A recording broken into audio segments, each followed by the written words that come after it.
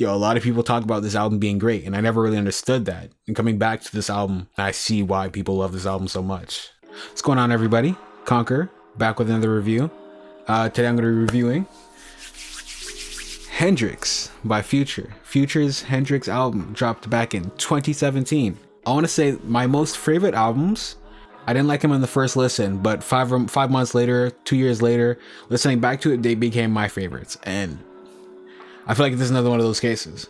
Future dropped Hndrxx back in 2017. The album has 19 songs and it's an hour and 16 minutes. I'm going to try and categorize my thoughts on the album into different sections, and let's see where I go. Future dropped this album along with his self-titled album, Future.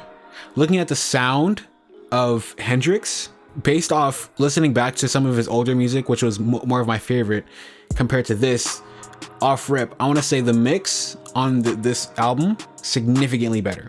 You know, Future's vocals are more clear and the beats aren't as loud as they like normally would be. That's one thing with his older albums, his vocals weren't mixed, in my opinion, they weren't mixed to the best. Like 56 Nights, one of my favorite songs by Future, his vocals are so bad, like mix wise. It's just like it sounds like the EQ sounds like a telephone effect and a compressor, and then that's it. That's what it sounds like.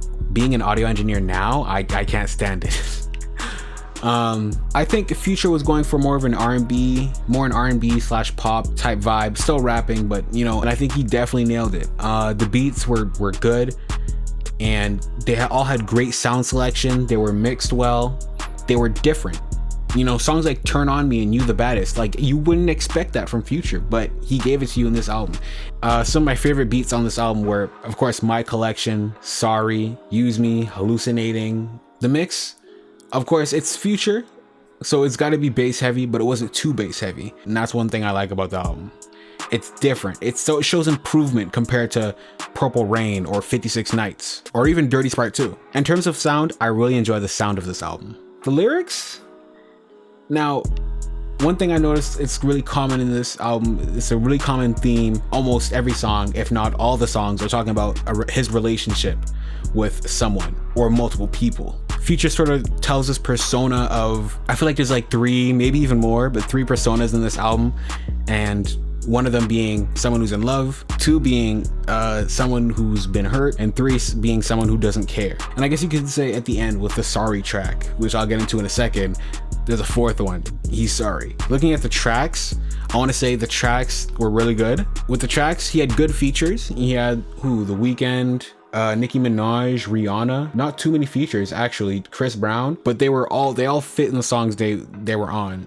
To conclude, they're pretty good features. I thought they all fit well. I want to say it's sort of inconsistent. I definitely think there's a story with this album. The first track on the album, My Collection, it's sort of this I don't care, even if I hit you once, you're a part of my collection. Like it's sort of a toxic, I don't care sort of attitude.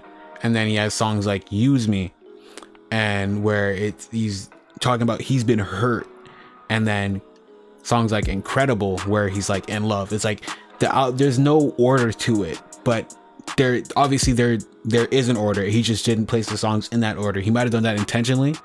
If he didn't, I would love to see them in order, so it sort of tells a story. To conclude this review, I want to say my favorite tracks on this album are definitely Sorry, Hallucinating, My Collection, Looking Exotic, and You the Baddest. Though right now, those are my favorite tracks because they just all hit. Out of the 19 tracks, none of them I add to my liked list.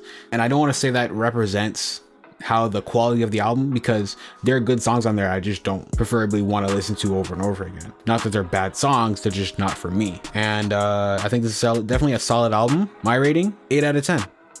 I think it definitely deserves that. Future can do more than just rap.